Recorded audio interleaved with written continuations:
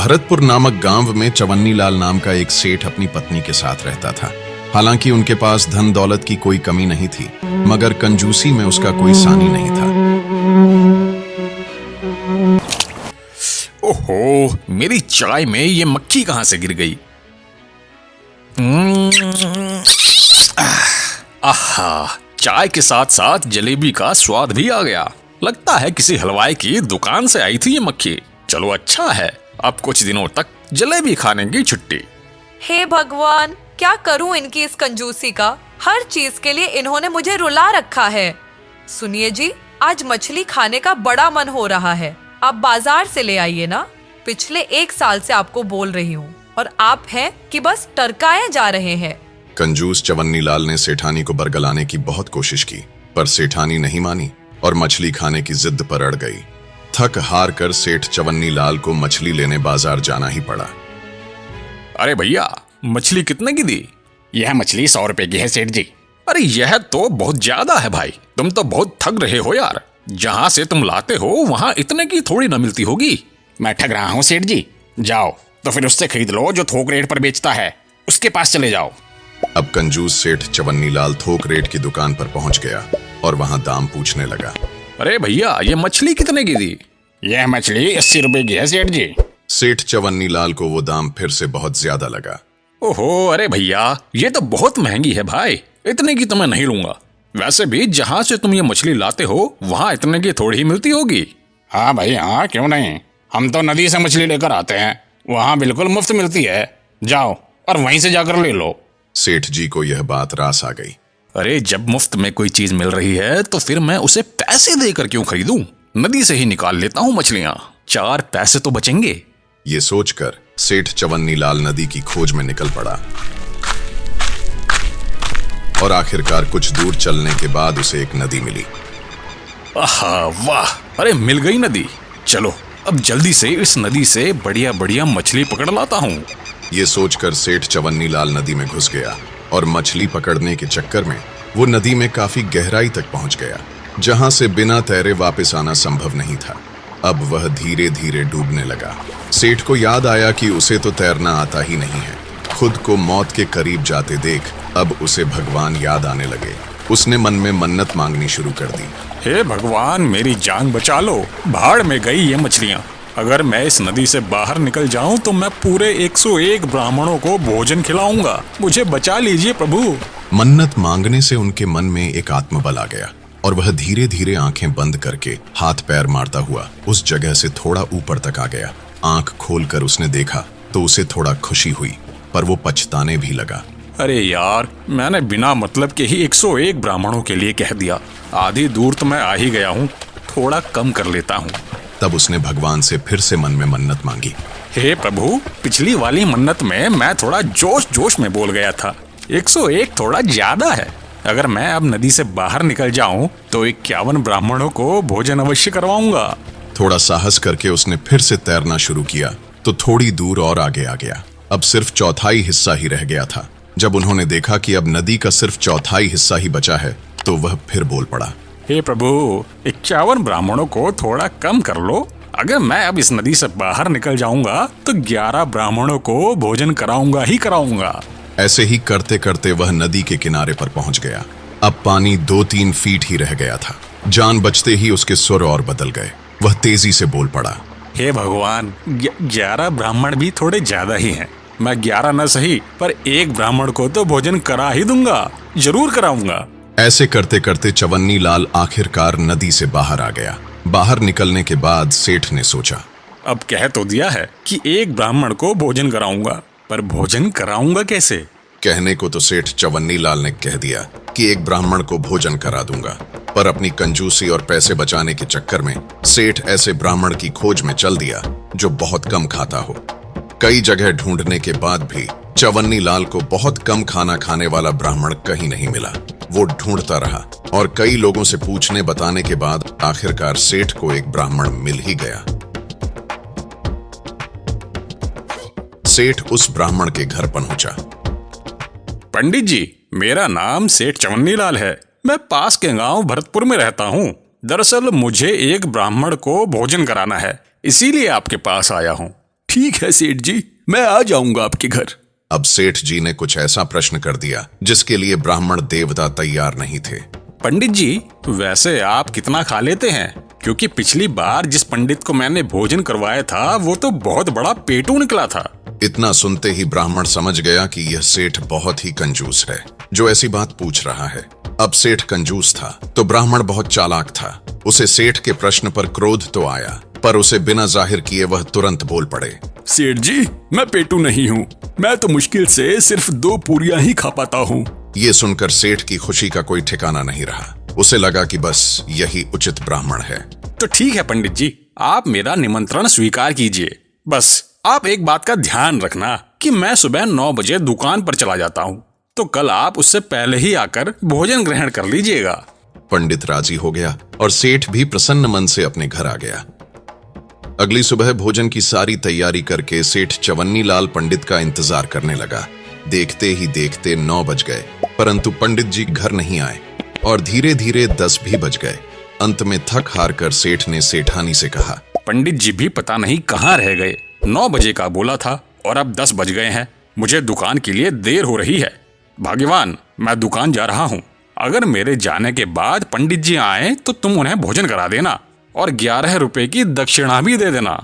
यह कहकर सेठ चवन्नी लाल घर से चला गया। उसके जाने के कुछ देर बाद करीब 12 बजे पंडित जी घर पर आए। उनके आते ही सेठानी उनके हाथ पैर धुलवाने लगी। वो हाथ पैर धो ही रही थी कि तभी पंडित जी फूट फूट कर रोने लगे।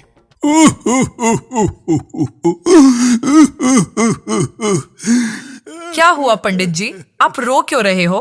क्या बताऊं सेठानी जी, इस घर में तो मैं कई वर्षों पहले भी आया करता था, जब तुम्हारे सास ससुर जिंदा थे। बस अभी तुम्हारी देवी जैसी सासू माँ की याद आ गई।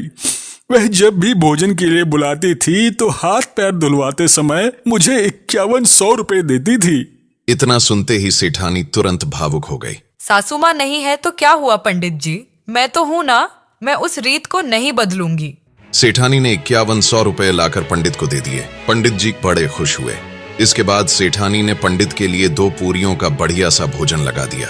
पंडित ने पेट भरकर भोजन किया और भोजन खत्म करने के बाद वो एक बार फिर से फूट फूट कर रोने लगे। पंडित को इस तरह रोता देख सेठानी चिंतित हो गई। उसने फिर से पंडित जी से पूछा, अब क्या हो गया पंडित जी, अब आप क्यों रो रहे हो? खाने में कुछ कमी रह गई क्या? नहीं, ऐसी कोई बात नहीं है सेठानी जी, बस मुझे फिर से आपकी लक्ष्मी स्वरूप सासू माँ की याद आ गई। जब वो जिंदा थी ना, तो वह मुझे भोजन कराने के बाद भी 21,000 रुपए की दक्षिणा और साथ ही साथ आटा और चावल का दान भी करती थी। पर वह सब पुरानी बातें हैं, अब वह समय कहाँ लौट कर आएगा। चलिए ठीक है सेठानी जी, अब मैं विदा लेता हूँ। रुकिए पंडित जी, आप चिंता मत कीजिए, जैसा पहले से होता आया है आगे भी वैसा ही होता रहेगा। इतना कहकर सेठानी ने तुरंत चवन्नी लाल की तिजोरी से 21,000 रुपए निकालकर पंडित को दक्षिणा के रूप में दे दिए और साथ ही आटा चावल दाल आदि को एक झोले में बांधकर पंडित को दे दिया। पंडित जी सारा सामान लेकर खुशी खुशी अपने घर निकल लिए। रात को जब सेठ चवन्नी लाल लौटकर घर आया, तब उसने सेठानी से पूछा, अरे भाग्यवान, पंडित जी भोजन करने आए थे या नहीं? हाँ, पंडित जी आए थे और मैंने उन्हें भोजन भी बहुत अच्छे से करा दिया था, पर वो बार बार रोए जा रहे थे। हैं? बार बार रो रहे थे? पर वह क्यों? दरअसल वो बता रहे थे कि सासू माँ के समय में भी वो हमारे घर भोजन पर आया करते थे, इसीलिए उनको बार बार सासू माँ की याद आ रही थी। लेकिन मैंने उन्हें सासू माँ की कोई कमी महसूस नहीं होने दी और उनका भोजन से लेकर दान दक्षिणा तक सब बहुत अच्छे से किया। ये सुनते ही सेठ चवन्नी लाल बुरी तरह से चौंक गया। दान दक्षिणा? अरे कैसी दान दक्षिणा? जब सेठानी ने पूरी राम कहानी बताई तो गुस्से से चवन्नी लाल का खून खौलने लगा। अरे ये तूने क्या कर दिया भाग्यवान? 26,000 रुपए की दक्षिणा? इतने में तो मैं पूरी दुनिया के पंडितों को खाना खिला देता। छोड़ूंगा नहीं, मैं उस पंडित को आज छोड़ूंगा नहीं। वो मुझे चूना लगाकर चला गया। सेठ ने तुरंत अपनी लाठी उठाई और पंडित के घर की तरफ चल दिया। उधर पंडित जी भी पूरी तरह तैयार होशियार बैठे हुए थे। उन्हें मालूम था कि जब कंजूस सेठ को सारी बात पता चलेगी तो वह बहुत हंगामा करेगा। इसीलिए पंडित ने पंडिताइन के साथ मिलकर पहले ही सारी तैयारी कर रखी थी। अरे भाग्यवान, वो कंजूस सेठ यहाँ कभी भी आ सकता है। तुम्हें अच्छे से याद है ना कि क्या करना है, कोई गलती मत करना। हाँ पंडित जी, हमें अच्छे से याद है। आप चिंता मत कीजिएगा, हम भी आप ही की पत्नी है। देखिएगा हमारी परफॉर्मेंस। कुछ ही देर में सेठ चवन्नी लाल बिलबिलाता हुआ पंडित के घर पहुंच जाता है। पंडित, अरे ओ पंडित, बाहर निकल। सेठ की आवाज सुनते ही पंडिताइन तुरंत पंडित को एक सफेद कफन उड़ा देती है। वहीं काफी देर तक जब पंडित बाहर नहीं आता तो सेठ गुस्से में घर के अंदर चला आता है। चालू हो जाओ भाग्यवान, सेठ जी आ गए हैं।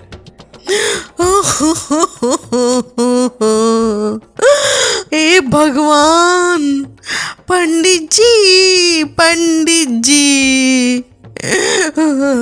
हम सबको छोड़ के चले गए। अब हमारा क्या होगा? हमें भी साथ क्यों नहीं ले गए अपने? अरे इनको क्या हो गया? पता नहीं, सवेरे अच्छे भले घर में बैठे थे, कहकर गए थे किसी दानवीर सेठ के घर भोजन के लिए जा रहा हूँ। पता नहीं वहाँ इन्हें कौन सा जहर खिला दिया। वहाँ से जो लौटे हैं उसके बाद धे उल्टी धे दस और हमारे पंडित जी हमको छोड़ के चले गए। अब हम कहाँ से इनके क्रियाक्रम के लिए पैसे लाएंगे? कुछ भी तो नहीं है घर में, कैसे इनको फूकेंगे? हे भगवान। इतना सब कुछ देखकर सेठ चवन्नी लाल बहुत घबरा गया। हे भगवान, ये पंडित तो मेरे ही घर से खाना खाकर लौटा था। कहीं ये बात गांव में फैल गई कि मेरे खिलाए खाने से इसकी मौत हो गई है तो मुझे तो जेल हो जाएगी। ये कहाँ फंस गया मैं? सेठ ने डर के मारे तुरंत अपनी जेब से 20,000 रुपए निकाले और पंडितानी को देते हुए कहा, यह लीजिए, यह कुछ रुपए हैं। आप इनसे पंडित जी का दाह संस्कार जल्दी करा लीजिए। और हाँ, इसके अलावा बाकी की जो भी जरूरत का सामान होगा वह मैं घर पहुंचकर भिजवा दूंगा। आप बिल्कुल भी परेशान मत होइए। इतना कहकर चवन्नी लाल फौरन अपने घर की तरफ पतली गली पकड़कर निकल लेता है और घर पहुंचते ही डर के मारे वो दाह संस्कार के सामान के साथ साथ 2 महीने का राशन भी पंडिताइन के घर भिजवा देता है। इस बात को 2 महीने बीत जाते हैं। अब सेठ जी का दिया हुआ सारा राशन पानी खत्म हो गया। तब पंडित जी ने फिर से कोई तिगड़म लगाने को सोचा और एक सुबह 9 बजे के बाद जब सेठ चवन्नी लाल अपनी दुकान के लिए निकल गया तब पंडित जी अपने घर से सेठानी से मिलने सेठ के घर की तरफ चल दिए। 2 महीनों से पंडित जी ने अपनी दाढ़ी मूंछ भी नहीं बनाई थी, सो लंबी लंबी दाढ़ी लेकर पंडित जी सेठानी के घर पहुंच गए। अब पंडित जी जितने चालाक सेठानी उतनी ही मूर्ख। पंडित जी को देखते ही सेठानी ने उनसे पूछा, अरे पंडित जी, आप यहाँ? आप तो मर गए थे ना? हाँ सेठानी जी, मैं मर गया था और अभी मैं सीधा स्वर्ग से ही आ रहा हूँ। क्या है कि वहाँ हजामत करने वाला कोई नहीं है ना, तो यहाँ मैं अपनी दाढ़ी बनवाने आया हूँ। पंडित जी बहुत ही चालाक थे। उन्हें आसपास के लोगों से पता चला था कि सेठ जी की एक गुड़िया नाम की बेटी थी जिसका कई साल पहले स्वर्गवास हो गया था। पंडित ने सेठानी से कहा, सेठानी जी, मुझे स्वर्ग में आपकी बेटी गुड़िया मिली थी। जब उसे पता चला कि मैं यहाँ आता जाता रहता हूँ तो वो मुझसे कहने लगी कि पंडित जी, आप मेरे घर पर भी चले जाना, मेरे माता पिता का हाल चाल ले आना और उन्हें मेरा समाचार भी दे देना। तभी मैं आप लोगों को गुड़िया का समाचार देने आया हूँ। वैसे सेठ जी कहाँ हैं? कहीं दिखाई नहीं दे रहे। ये सब सुनकर सेठानी बहुत भावुक हो गई और पूछने लगी, क्या सच में? कैसी है मेरी बेटी गुड़िया?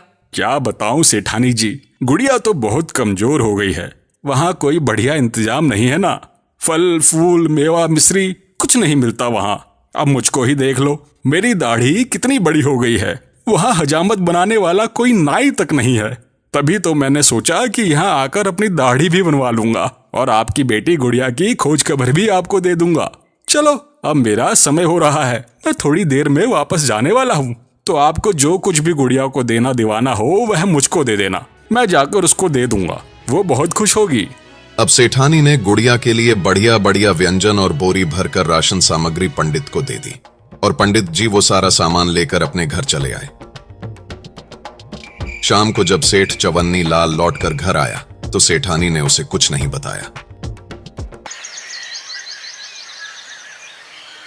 इसी तरह सेठानी का दिया हुआ राशन पंडित ने 2 महीने चला लिया और उसके बाद उन्होंने फिर से नई तिगड़म लगाई और दोबारा सेठ चवन्नी लाल के घर पहुंच गए। पंडित को देखकर सेठानी खिलखिला उठी और पूछने लगी, अरे पंडित जी, आप क्या हाल चाल है आपके? और मेरी बेटी गुड़िया कैसी है? हाल चाल तो बहुत बढ़िया है, अब तो गुड़िया एकदम तंदुरुस्त हो गई है। आपका दिया हुआ सामान देखकर वह बहुत खुश हो गई थी और खूब खा पी रही है। उसने आपका और सेठ जी का हालचाल पूछा है। और हाँ, एक खुशी की बात तो मैं आपको बताना ही भूल गया। जानती हो, आप नानी बन गई हो और सेठ जी नाना। गुड़िया को लड़का हुआ है। ये खबर सुनते ही सेठानी की खुशी का कोई ठिकाना नहीं रहा। अच्छा सुनो, गुड़िया ने कहा है कि अम्मा से कह देना कि नाती के लिए कुछ कपड़े और शगुन का सामान भिजवा दे। और हाँ, उसने वहाँ दावत का भी इंतजाम किया है, तो उसके लिए कुछ राशन पानी भी भिजवा देना। अब तो सेठानी जी दौड़ दौड़ कर सारा इंतजाम करने लगी। उसने एक तांगा बुलवाया जिसमें आटा, चावल और सारा राशन का सामान भरकर पंडित को दे दिया और जाते जाते कहा, पंडित जी, गुड़िया से कहना कि उसकी माँ उसको बहुत याद करती है और मेरे नाती को मेरा खूब सारा प्यार देना। हाँ हाँ, क्यों नहीं, कह दूंगा, मैं यह जरूर कह दूंगा। इतना कहकर पंडित जी निकल लिए। तभी अचानक किसी काम से सेठ चवन्नी लाल घर आ पहुंचा और देखा कि सेठानी तो दरवाजे पर ही खड़ी है। क्या बात है भाग्यवान, तुम यहाँ क्यों खड़ी हो? कोई आया था क्या? हाँ, स्वर्ग से पंडित जी आए थे। आप जानते हैं, आप नाना बन गए हैं। नाना? अरे मैं नाना कैसे बन गया? ना मेरी कोई बेटी, ना कोई भतीजी, भला फिर मैं नाना कैसे बन सकता हूँ? तब सेठानी ने चवन्नी लाल को बताया, अरे अपनी बेटी गुड़िया है ना स्वर्ग में, उसी को लड़का हुआ है, पंडित जी बता रहे थे। ये सब बातें सुनकर तो मानो सेठ को जैसे करंट ही लग गया। हे भगवान, तुम्हारा दिमाग खराब है भाग्यवान। उस पंडित ने तुमसे कुछ भी कहा और तुमने सब कुछ मान लिया। अरे भगवान, कहीं वो तुमको ठग कर कुछ ले तो नहीं गया? नहीं नहीं, मैंने उन्हें कुछ खास तो नहीं दिया, बस गुड़िया के बेटे के लिए सोने की चेन, कपड़े, एक टोकरी फल, आटा, चावल, दाल, तेल और बस 2 महीने का राशन दिया है। अब तो सेठ चवन्नी लाल के चेहरे पर हवाइयां उड़ने लगी। अपनी अक्ल की अंधी बीवी और धूर्त पंडित का गुस्सा लेकर वह पंडित के घर की तरफ चल दिया। जब चवन्नी लाल पंडित जी के पास पहुंचा तो उनसे हाथ जोड़कर माफी मांगने लगा। पंडित जी, मुझे माफ कर दीजिए। मैं आज के बाद कभी कम खाना खाने वाले ब्राह्मण को नहीं ढूंढूंगा और अपनी इस कंजूसी को त्याग दूंगा। मैं समझ गया हूँ कि आप मुझे उसी बात की सजा दे रहे हैं। ठीक है सेठ जी, मैं आपको माफ करता हूँ, लेकिन आज से आपको हर महीने मंदिर जाकर वहाँ बैठे गरीबों और साधुओं को भोजन कराना होगा और साथ ही उन्हें 251 रुपए की दक्षिणा भी देनी होगी। मुझे स्वीकार है पंडित जी, मुझे माफ कर दीजिए। हर महीने गरीबों और साधुओं को दावत भी खिलाऊंगा और साथ ही साथ 251 रुपए की दक्षिणा भी दूंगा। पंडित ने सेठ चवन्नी लाल को माफ कर दिया और मुस्कुराते हुए बोले, जाओ, अब आप चैन से रहो। दोस्तों, कहानी अच्छी लगी तो लाइक जरूर करें और ऐसी ही मजेदार कहानियों के लिए इस चैनल को सब्सक्राइब करना बिल्कुल न भूलें। तो मिलते हैं एक और अनोखी कहानी में। तब तक स्वस्थ रहें, मुस्कुराते रहें।